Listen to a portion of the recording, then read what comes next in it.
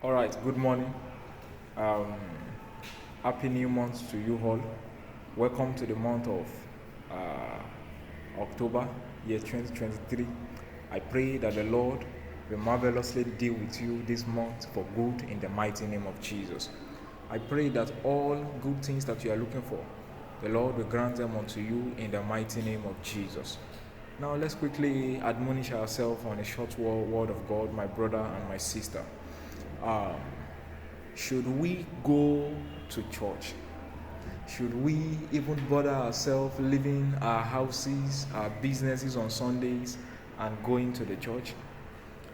First, we take it from the Ten Commandments.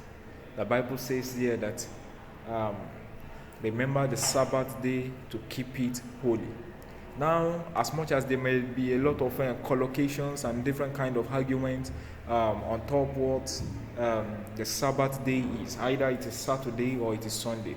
But what we must know is that the acceptable day of our worship, should we go to church or not? The Bible says, remember it to keep it holy. Then, the Bible said in the book of Hebrews chapter 10 verse 25, it said, let us not forsake the assembling of the brethren. It is very important for us to be at the presence of God, even though it is not compulsory. Don't forget, everything about God, the beautiful thing about it is that it is not compulsory. But what we are seeming to forget about the entire thing is that even though it is not compulsory, it is very important, because that is the only way to be able to please God.